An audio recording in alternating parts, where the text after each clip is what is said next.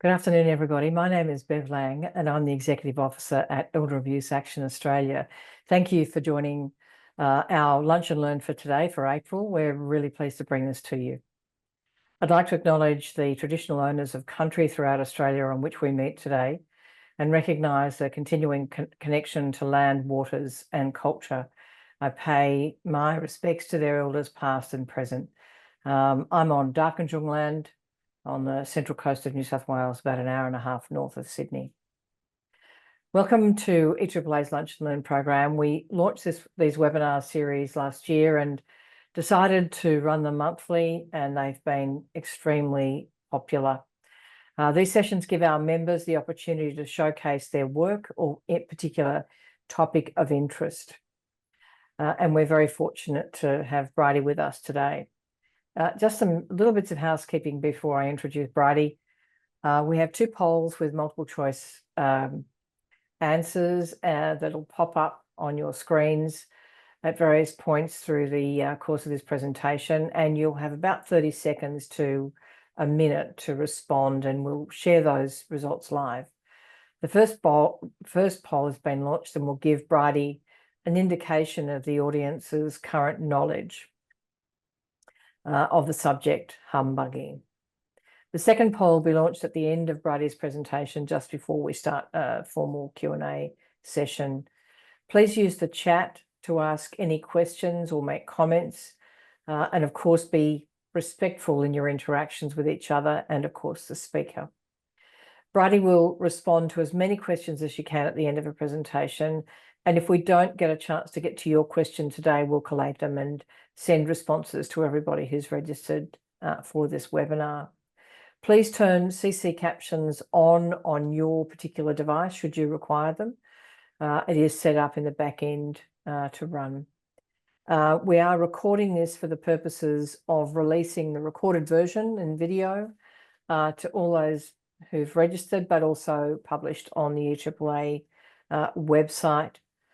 And of course, we do appreciate your feedback in a survey that'll pop up at the end of the session today. How we might improve, topics you'd like to see us cover, all of those kinds of things. We'd be very appreciative.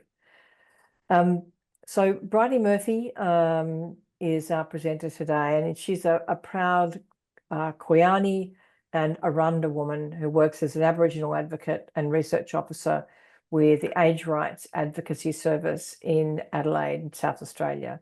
Before joining ARAS, Bridie worked with members of the Stolen Generations at Link Up and helped reconnect individuals with their country, community and families. While she deeply valued this work, witnessing cases of elder abuse made her realise the need for a more proactive approach to support and prevention. Bridie is currently pursuing a Bachelor of Social Work, which will further her skills in serving her community. Please join me in welcoming Bridie Murphy. Thank you, Bev. Hi, everybody. Thank you for coming to my talk. My name is Bridie. I am a Kuyani Aranda woman from my mother's family. So Kuyani up in the top of Flinders Ranges and Aranda around Alice Springs. So I'm one of the Aboriginal advocates of Aged Rights Advocacy Service, and I'll be going into more details about ARAS, humbugging, cultural obligation or elder abuse, as well as a case study in a moment. Do we have the PowerPoint presentation up? So please understand before I go into specifics, this is not my opinion. This is what we are hearing from mob. This does not encapsulate all of Aboriginal people, just that there is a high percentage of mob suffering elder abuse. I'd also like to preface it that the term humbugging mightn't be used by all Aboriginal cultures. As all Aboriginal cultures are different. However, humbugging is quite well known in quite a few communities, and this is the term that I'm using today. So first, I would like to acknowledge the lands I'm meeting on today. I'm coming to you from the beautiful Kaurna lands in Adelaide. I'm lucky enough to live and work on these lands. I'd like to pay respect to my elders, those who have passed walking before us, paving the way, and those who are currently elders within my community. I'd also like to welcome all other Aboriginal and Torres Strait Islanders that are present today. Always was, always will be Aboriginal land. Before I get into humbugging, I just want to explore who ARAS is and how we have supported older Australians to have their voices heard. So we've been around for 35 years, upholding rights of older Australians. We're a free service for anyone over 65 years, plus if they're mainstream, or 50 if they're Aboriginal and Torres Strait Islander. We're the South Australian member of OPAN, which is the Older Persons Advocacy Network. So if you contact them and you live in South Australia, you'll come through to us. We're funded by both the state and the Commonwealth Government. However, we're not affiliated with either of them. We're always there for the older person. We work within residential aged care and home care. If there's an issue with management, care rights not being adhered to, we can help support the older person there. We also work within elder abuse sphere, putting in safeguards for and raising awareness around elder abuse to older people. We'll always walk with the older person on their journey and not take over. We work in retirement villages if they have issues with fees, contracts or problems with management. We have a Care Finder program that's out at the City of Salisbury and Playford, connecting isolated older people onto aged care services. We have a home care check-in program that was brought about because of the Anne-Marie Smith case. For those that don't know, that was the disabled girl who was left in her chair for over a year and died due to neglect from her carer. So these advocates check in with vulnerable older people, making sure that they're connected to community and have supports in place to keep them home for as long as possible. We also have financial specialists to help with complex financial advocacy concerns, and 2 Aboriginal advocates for cultural sensitive supports for First Nation communities, of which I'm one.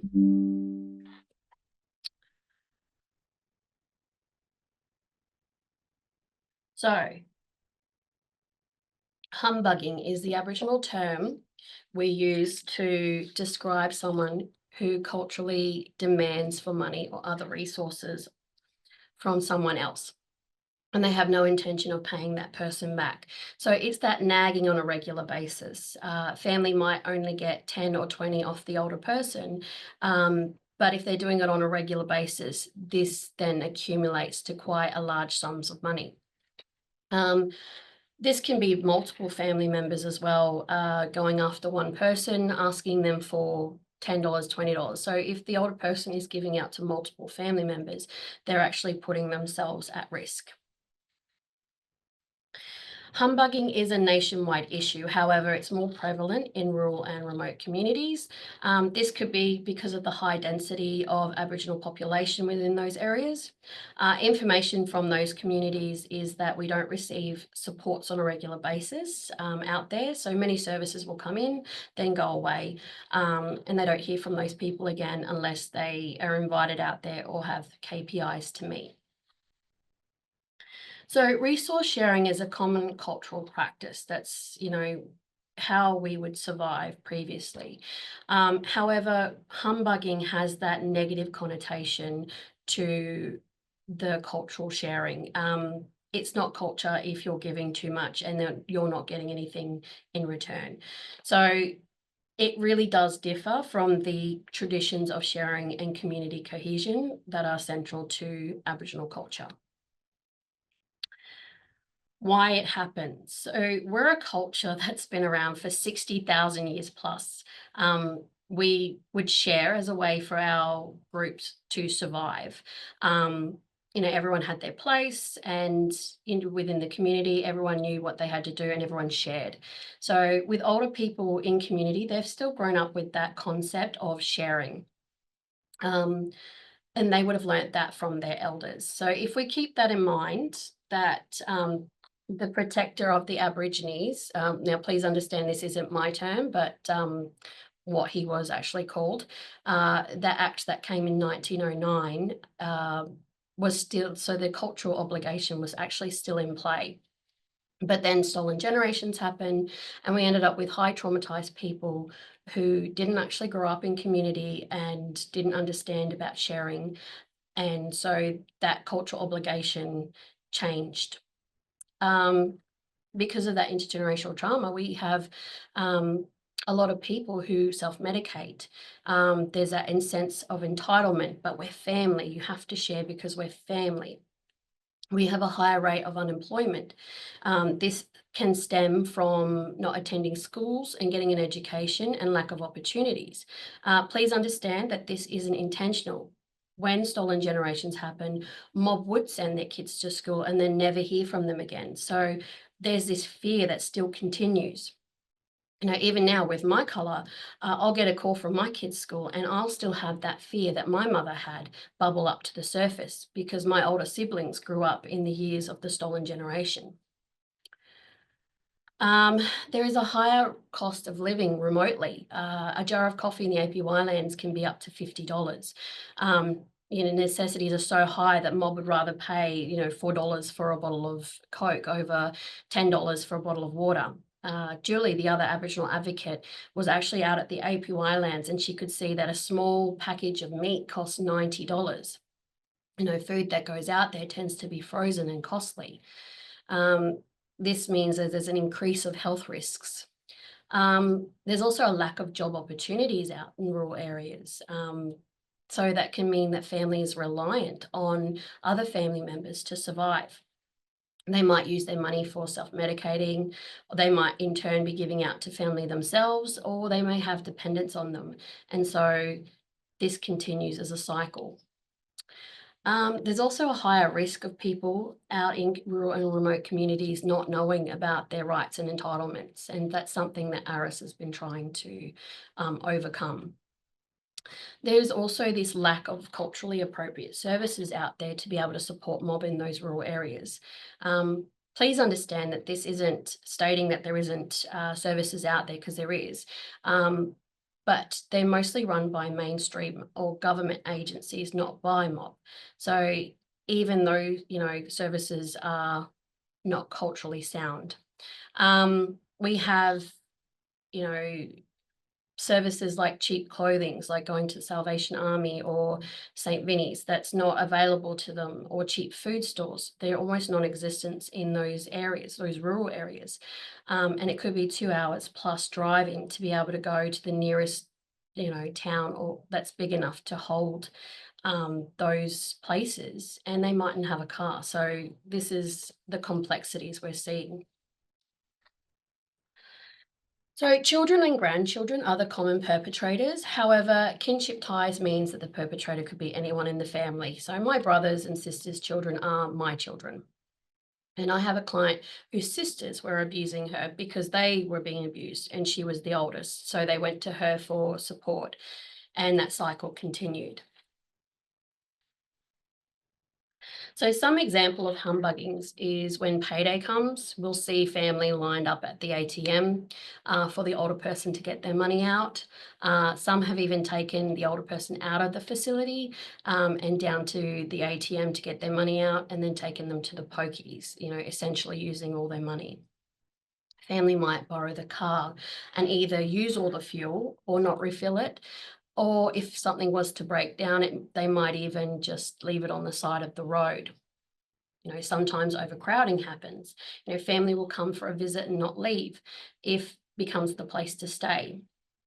Culture means that I'll help my family, not culture is if they don't help with household costs. I also know that there's a high percentage of Aboriginal people living in public housing, and they could be supporting family members either through family coming or multiple grandchildren who are living there. That risk of overcrowding means that they could be losing their houses and placing the whole family at risk of homelessness. Sometimes we'll get a call from an older person about an issue unrelated to elder abuse, but when we get a call back, they either don't answer because their family member have taken their phone, or they've given the phone to that family member because they don't have one.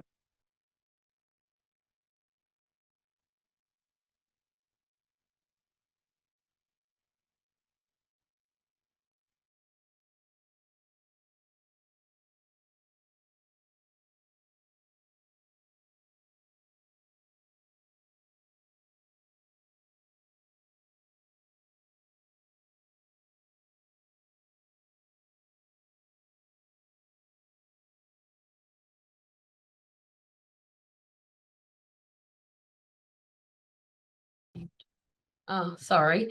I don't know what happened there. Food is another area where elder abuse happens. Family will call it shopping at mum's or nan's. Family might be also visiting from the APY lands and use all the older person's food. They don't replenish it. And then this again puts the older person at risk of neglect and sickness. Medication is where we see elder abuse happening due to the fact that we do have a high traumatized mob who use drug and alcohol as a way of coping. We will see those individuals will sometimes steal the older person's medication for either self-medicating or to sell.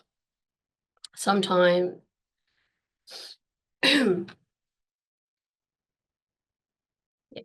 sometimes it doesn't get reported because there's this fallacy around what obligations are, what cultural obligations are regarding supporting family and sharing resources.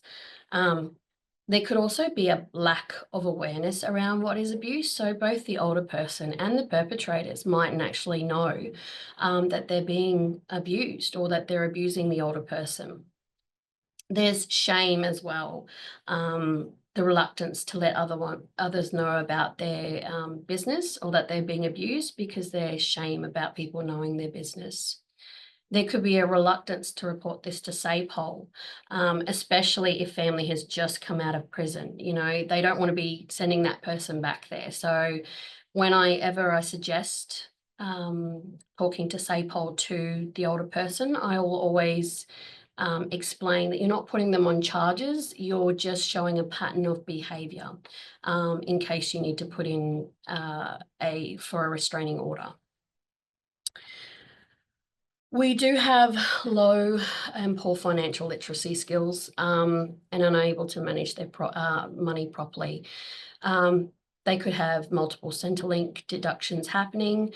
I was out at a rural area recently and I didn't even know this could happen. They put the Centrelink deductions on the store and the family would know about that. And so they would go to the store and use their nan or auntie's centre pay to get what they wanted from the store, leaving that old person to pay that back. Sometimes the older person will get an advancement for family members and then they end up having to pay that back again, putting themselves at risk. They could be frightened by the perpetrators or even misguided into believing what their cultural responsibilities are. They could be taking care of several family members, especially if they're the oldest, and this is what they were told to do, that cultural obligation of the elders taking care of the youngers.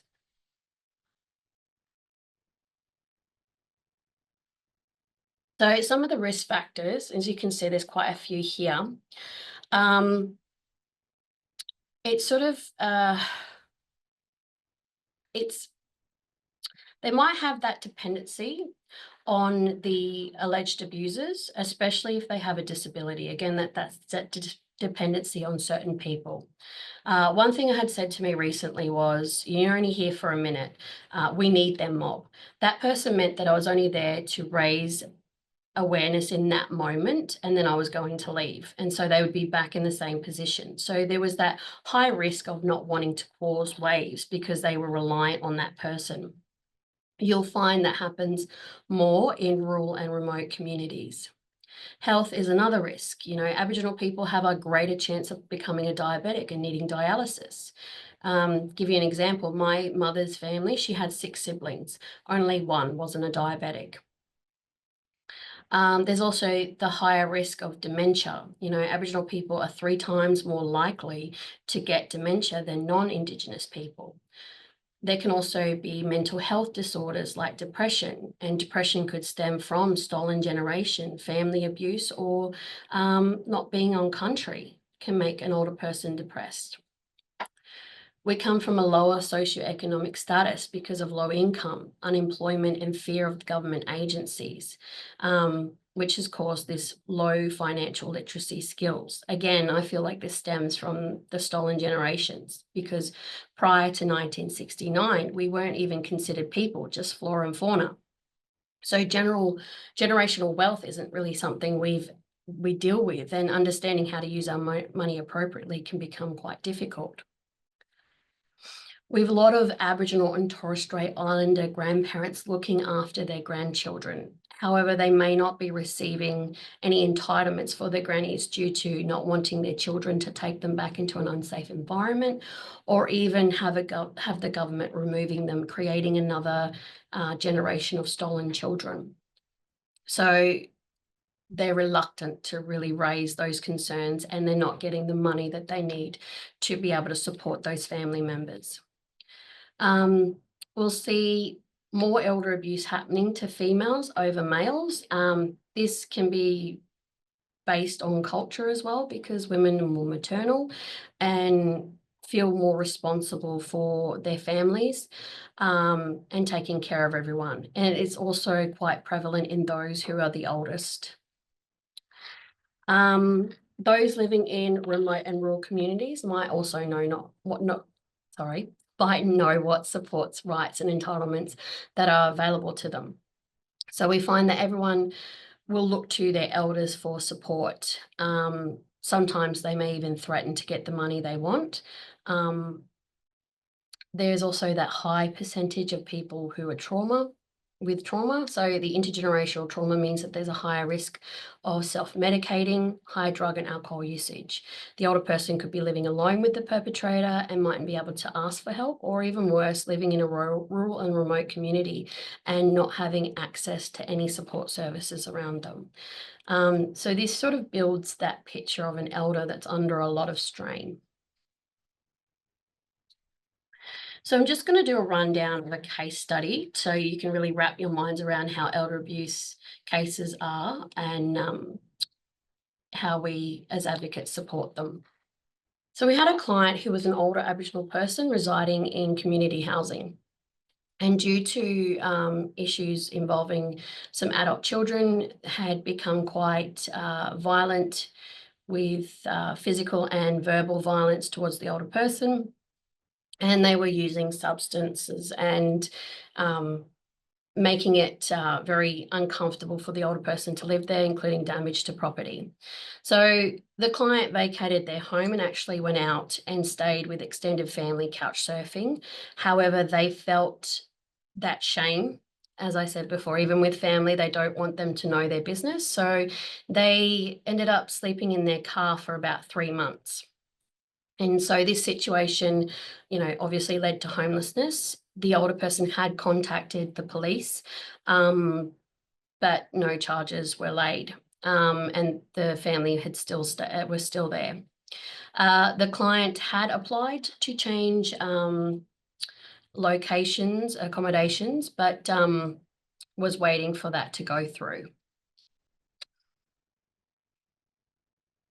So the issues presented to the advocate was that there was elder abuse in the form of family violence, ongoing concerns of psychological distress due to homelessness, needing that housing transfer and emergency accommodation relief so that they weren't homeless, and obviously homelessness due to the family conflict and abuse. The risks associated with this was the ongoing risk of homelessness. The advocate actually had to meet the older person in a cafe to establish the issues that were happening. We had, sorry, I've just seen one of the questions pop up. So there was emotional and physical harm from family happening as well. So the advocate needed to make sure the older person was safe. The mental health of the older person was deteriorating, which was seen when the advocate would discuss this with that older person, and they would break down and cry. There was limited support. So they felt overwhelmed with the whole situation and weren't sure who to contact. So they were very lucky they contacted ARAS, because we helped establish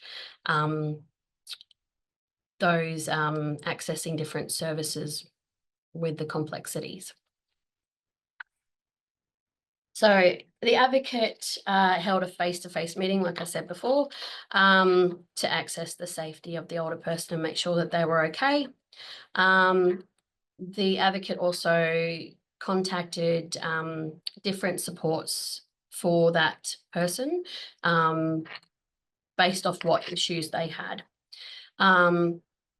The advocate encouraged the police to, the older person to report that to the police, as it would show to housing that it was actually a real concern, and offered emotional support during the whole process, you know, checking in that they knew about 1-3 yarn and that they weren't going to suicide, that they had supports in place.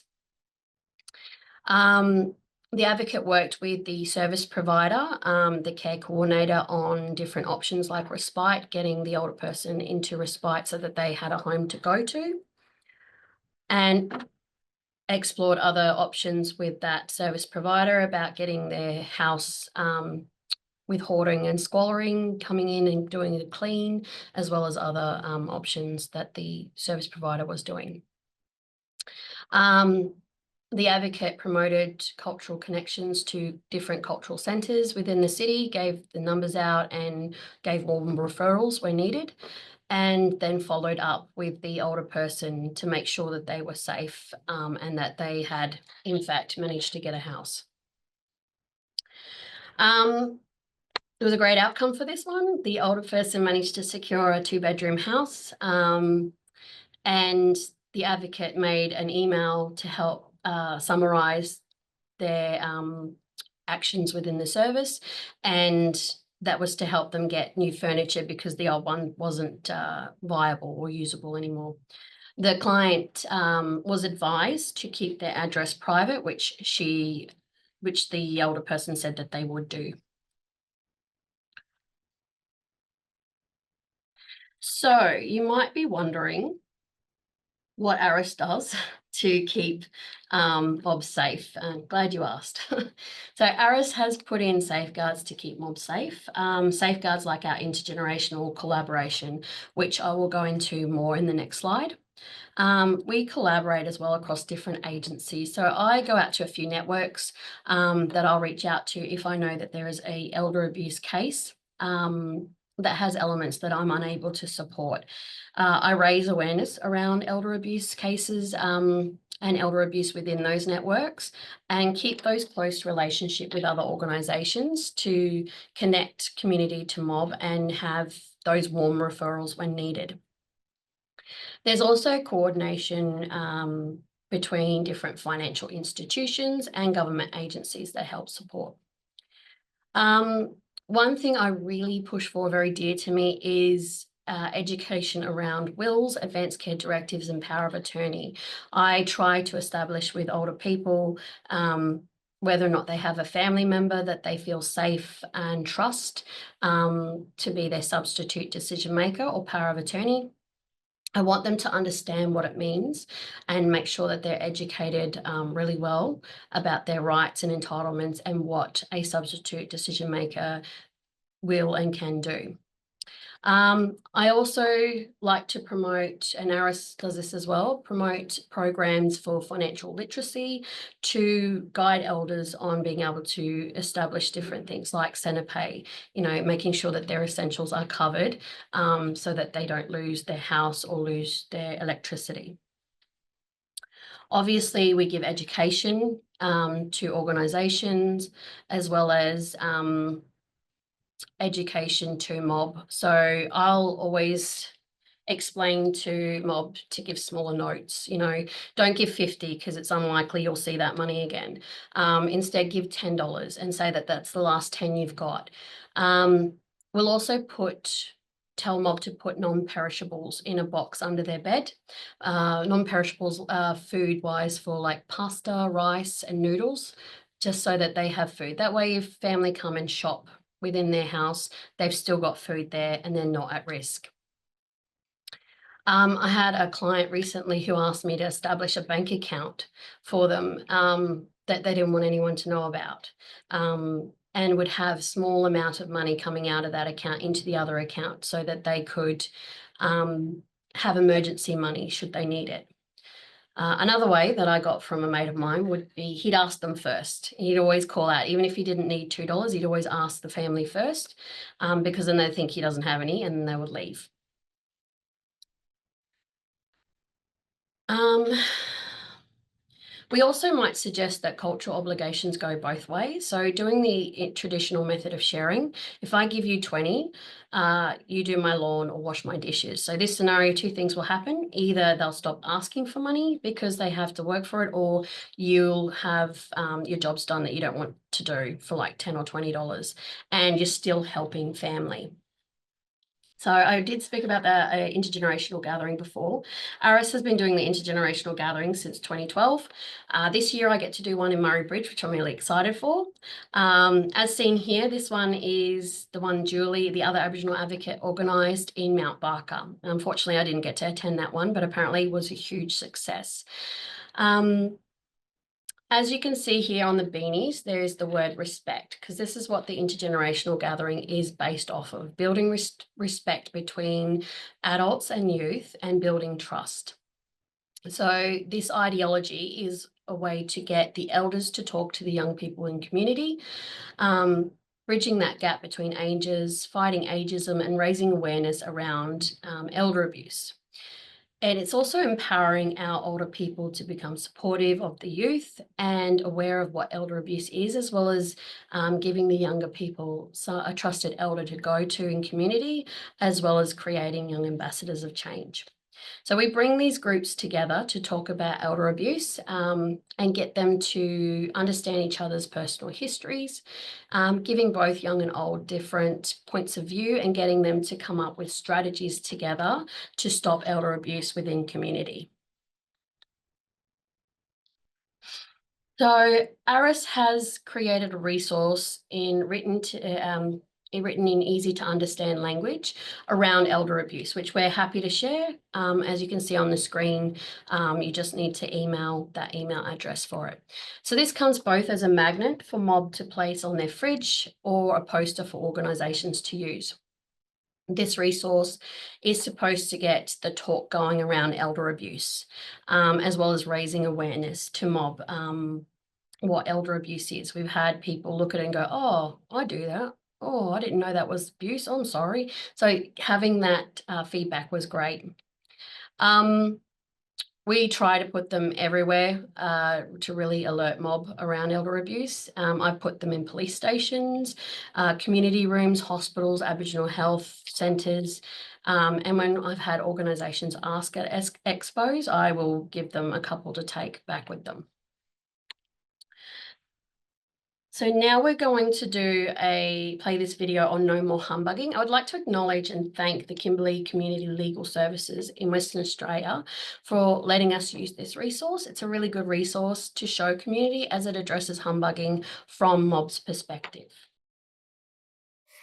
My grandmother was our main carer and always looked after us. She did everything for us. But when I got older, I started hanging around people who were drinking and smoking ganja a lot, and then I needed money for those things too. I didn't have money because I didn't have a job. Joro, help me with my banking. How you use this machine? I only use a bank book.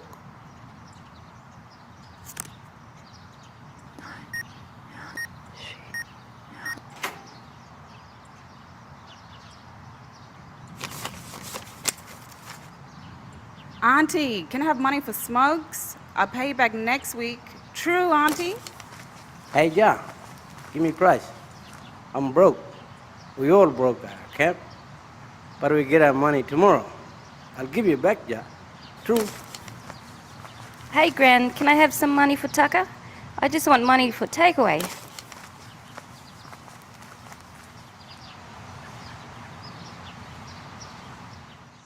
I've got no tucker left and I'm hungry now. Big more people living at my camp, but I have to pay all the bills. I have no money left until next money day.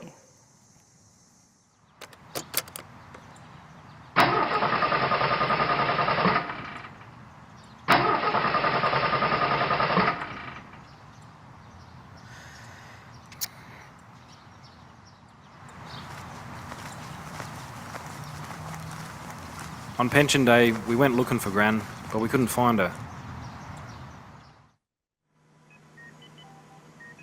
I feel no good now. Our Gran got sick from eating old food. Yeah, because you keep taking all her money. You are the main one asking for grog and ganja money, Joro. Yeah, I know. We should be looking after it, not taking money from her all the time. Sorry, Gran, that I took your money. I know it's not right. We should be looking after you the way you looked after us when we was kids. I like sharing with my family. That's what my old people did for me. We always share everything. Don't humbug me too much for my money. I'm glad you came to your senses, Joro. As a whole community, we have to make sure that we look after our elders, don't humbug them. Humbugging is happening in our communities everywhere. We need to work together to stop this from happening to our old people and start respecting them by taking care of them. So what are you doing for your elders in your community? How are you helping them today? Don't forget the good things our elders have done for us. Now it's our turn to look after them.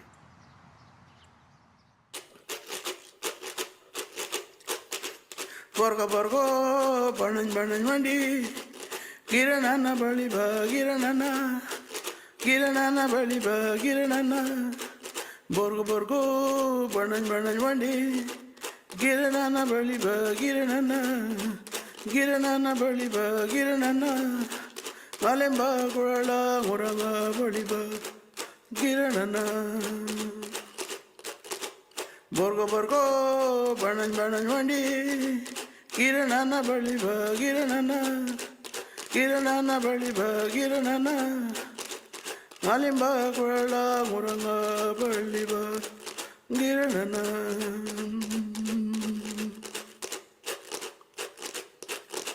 Borgo borgo, banan banan mandi, gitbungana baliba, gitbungana baliba, gitbungana. Borgo borgo, banan banan mandi, gitbungana baliba, gitbungana baliba, gitbungana. Malimba kurala muranga baliba, gitbungana.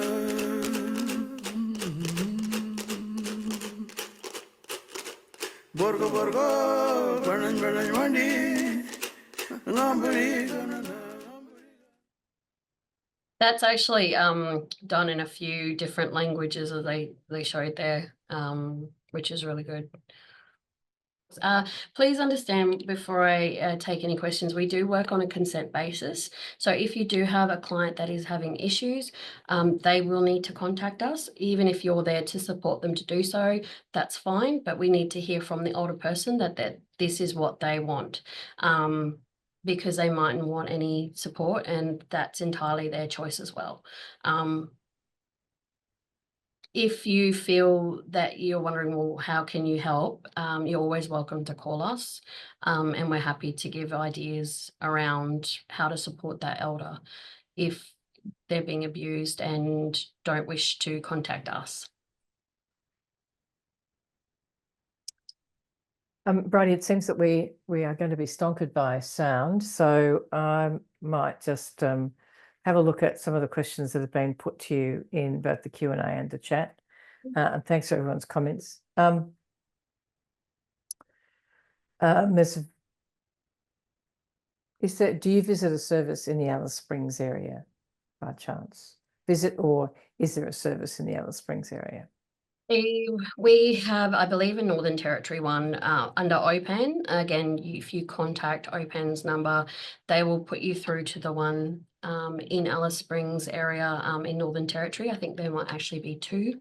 I can't remember off the top of my head, though, who they are, but there are, and there's Aboriginal advocates there that are supporting mob.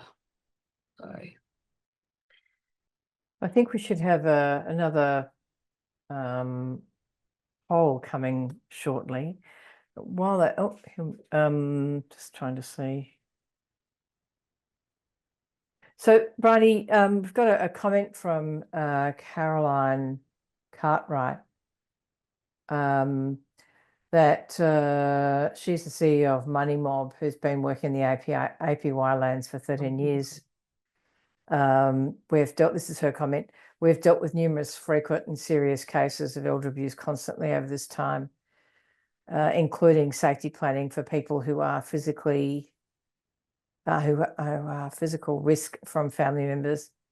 I won't read all of this, but it's a fantastic comment. It's good to, I do know about Money Mob. I believe they also help the young footballers, I believe, that go from the APY lands and come in and become like, you know, your Crows and Power, and they sort of help them with that too, I believe. So yeah, I've heard of Money Mob. They are really good, and they're building that financial literacy, which was what we really want in our community.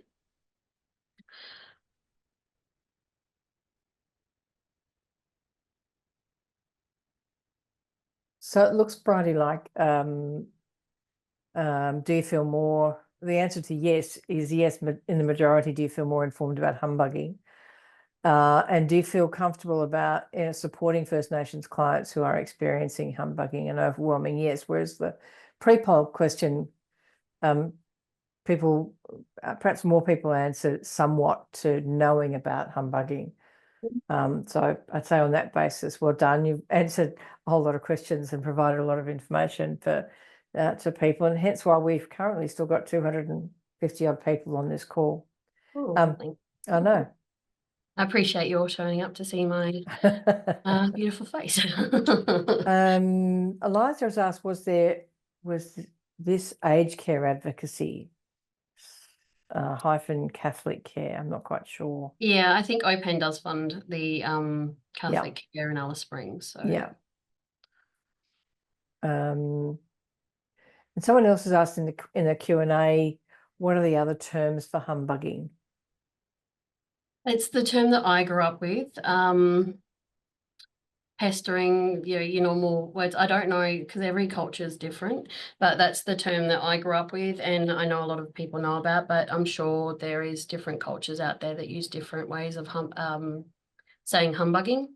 So yeah, but I personally don't know what ones they are. Okay. Great video, good for children as well. And I will say, if you do jump on to, I can't think of the organisation in Kimberley, I think it's the Kimberley Legal Centre. Yeah, the legal service in funded, Kimberley. yeah, funded that video or that research and report.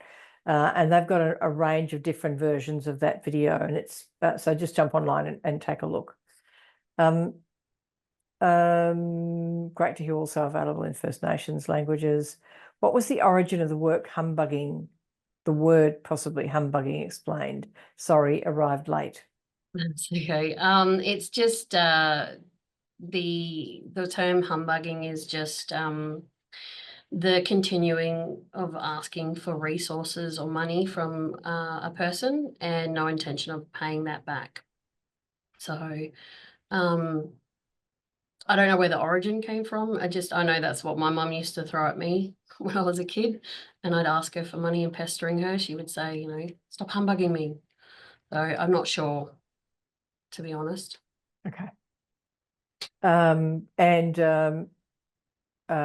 a question, more of a statement. Deadly presentation, Sissy. Thanks. Are you finding that? Are you finding that the elders are open to learning about humbugging? Yeah, actually, we had a really good response recently. I went out into a community. I won't go into specifics, but I did go out into a community and do a little bit of a talk about elder abuse and what to do to sort of support themselves. And we were really lucky that this started the conversation. The elders then connected with their local Aboriginal health service and asked that service to support them in a case of humbugging that was happening with a certain member of the community, and we sort of got feedback that this wouldn't have happened if we hadn't had that discussion with them first. So it's been really great when we have those conversations with them. They can get quite passionate about what's happening, especially because it is can be touching home quite a lot with them. But just getting that ball rolling and talking to them about elder abuse is so important, because it gets them to realise that that's not culture. That's if they're giving too much to the point where they're bleeding themselves dry, that's not culture. That's humbugging. That's elder abuse. And a question from Kerry, or perhaps a comment more than a question. Problem in our remote community is so much worse than anything discussed to date. Humbugging has and is causing physical harm, emotional harm, and even death on a daily basis. It does feel like this is a topic we need to talk about. This is my view, not that of a comment. We need to do a lot more talking about this and a lot more action.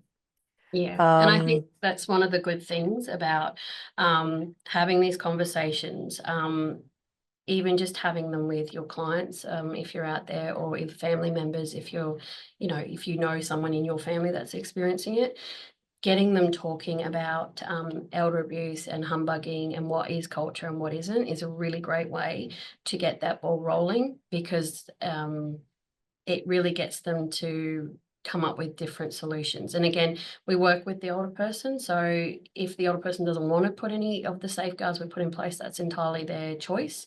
But giving them those options, it can be a lifesaver. Yeah. And a couple of people have asked us whether there'll be a link to the video, and yes, there will be. Everyone who's registered for this webinar will be sent a link in the next couple of days. James might update me, but maybe it might be early next week. And it'll also then be uploaded to the EAAA website, but people who've registered here first will get it as a priority. Just to clarify for me, Bridie, are we also including the presentation? Being able to share that? Yes. Okay. I would check in with Sakina first, but Okay. Yeah. So if that's possible, we'll send that with the link to the video. And Loretta has talked about, Loretta here from Catholic Care. We use this video and have had great feedback from participants. One elder told us to show the younger people, so intergenerational is the go. It really yeah, sorry, go on. No, I was agreeing with that person. Yeah, it really is. It's so important to help sort of bridge that gap and create a space for both of them, which is like why I really love the intergenerational gathering we do. So yeah, we need more of those happening, especially in cities as well. Yeah. Ailing, I think, is, are there any respite services for elders in South Australia for short-term solutions to escaping humbugging or financial abuse? Great presentation. Thank you. So as long as they're on the aged care system, so if they're over 50, they can go onto the aged care system. They can get a respite code, whether it's through Commonwealth Home Support Program, the CHIS services, they can get a referral code for respite, or if they get a home care package, they should have respite with that, and that can give them a few weeks. I think it's, I think it's up to 60 days, I believe, of respite. Great. Oh, someone said 63. Oh, there you go. Yeah. Thank you, Roslyn. And in the chat, we've provided you the YouTube link to the video, humbugging video. Not sure if this makes sense. However, how do you manage humbugging for emotional, cultural support that is coming to your home at all times of the day? I'm not sure I understand. Do you mean like how we culturally support someone who's experiencing humbugging? Manage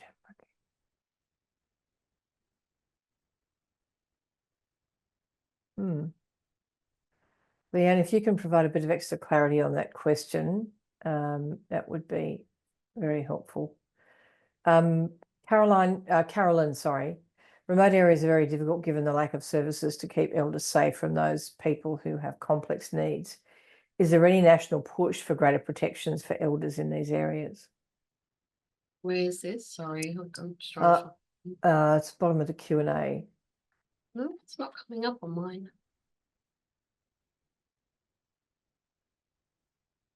So I'm not sure where Carolyn is located, but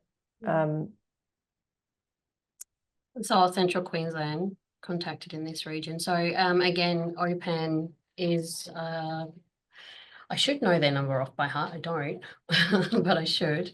But I'll get OPAN's number and pop it in the chat. They are that's who we're through with a South Australian member of OPAN. So if you contact them, they will put you through to whichever state you're in and help you with your clients or with family if that's the case. Yeah. Plus, they have some really good webinars as well. they do indeed. So further question. I work with a First Nations person who has said that his expertise in aged care / advocacy means that he is constantly sought after for advice. He has referred to this as humbugging. It's not coming up. That's in the Q&A, not the chat. Oh, that's why. Oh, yep. Looking in the wrong spot. Advocacy means that he's constantly sought after for advice. Yeah, so that can also be humbugging as well. That constant pestering.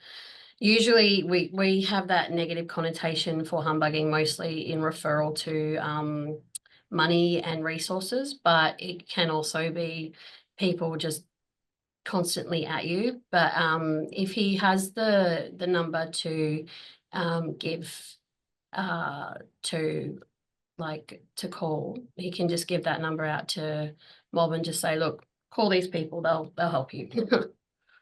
Okay. And someone else asked about services in Alice Springs. I think further in the chat, it's Catholic care. Yeah.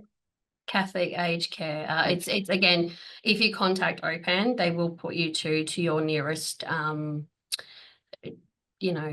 service. If it's in Northern Territory, Queensland, New South Wales, we have them all over Australia. And Carolyn is in APY Lands, who asked that earlier question. Sorry, I'm just going to go back to it.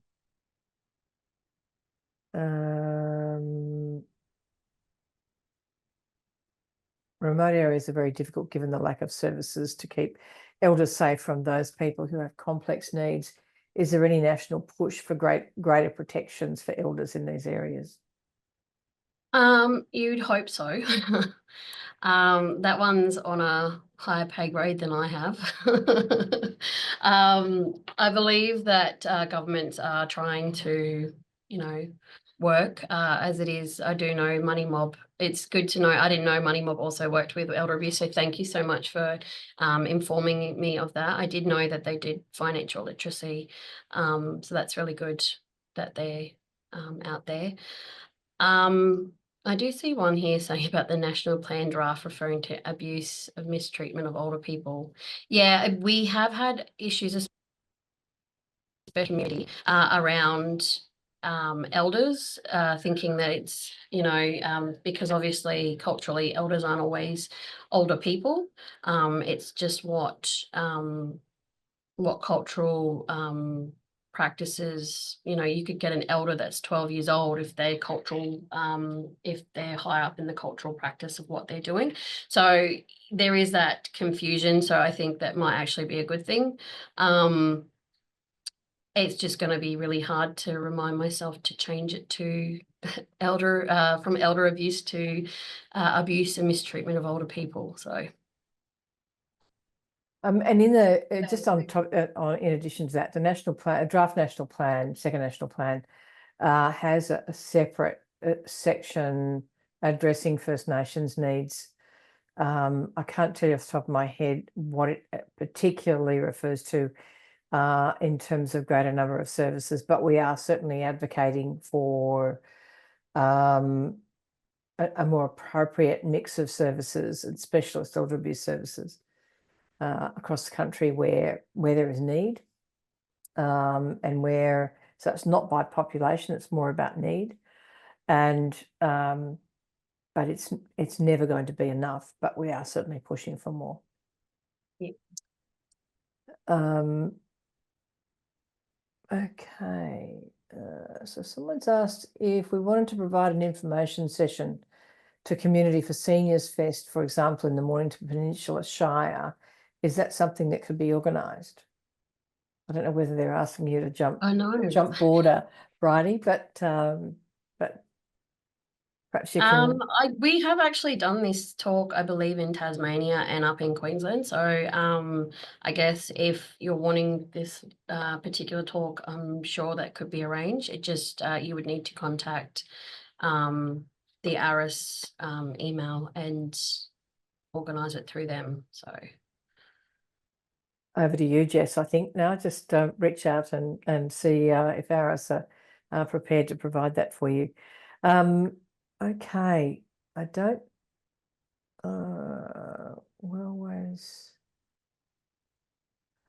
Wellways can find respite in Queensland. Not sure if they do other states. Just for information, just kind of going through here a little bit to see if there's anything else that. We always, I think, use the Catalyst Foundation to find where respite is available. Okay. But well rest would be another interest. I'll have a look. It's always good to increase. Yeah, absolutely. And someone's mentioned the Adult Safeguarding Unit in South Australia, saying they are working with a money mob as well to look at elder abuse. Well, I'm assuming particularly financial abuse in the case of, well, likely humbugging. And they do have powers to investigate. Both the Adult Safeguarding Unit and the Ageing and Disability Commission in New South Wales both have capacity to investigate. We don't. We always say ARAS is who you would go to for safeguarding, finding ways to, come up with plans. But the adult safeguarding, if something becomes quite, really high financial issues or elder abuse that's quite severe, that's when we would actually refer to the Adult Safeguarding Unit because, as I said before, we're a consent basis. So we walk with the older person and I'll give them options, but I can't and I won't take over because that's not what I want to do. I don't want to encourage, I want to encourage older people to advocate for themselves and to use their own voice, but I know that this can't always be possible. But yeah, if it became a really bad situation, we would then, transfer over to Adult Safeguarding Unit. Okay, Bridie, we're at 1:31, so we better wrap up. Thank you so much for your presentation today and sharing a lot of information that clearly our listeners have and participants have enjoyed hearing about and understanding that we've got quite a piece of work to tackle, but it's good to do that with knowledge available and information in our hands. Thanks to all of you for joining us this afternoon. Really appreciate you giving some time, hoping you're quietly sitting eating lunch or having a cup of tea or something listening to us. As I mentioned earlier, the link to the recording will be circulated to everybody and then will subsequently be available on the eAAA.org.au website. We'll be letting you know when who is next speaking for the 15th of May webinar, and no doubt you can have an opportunity to respond to the survey that'll bob up in any moment. Thank you so much for a great session and for joining us this afternoon, and have a great day. See you all soon.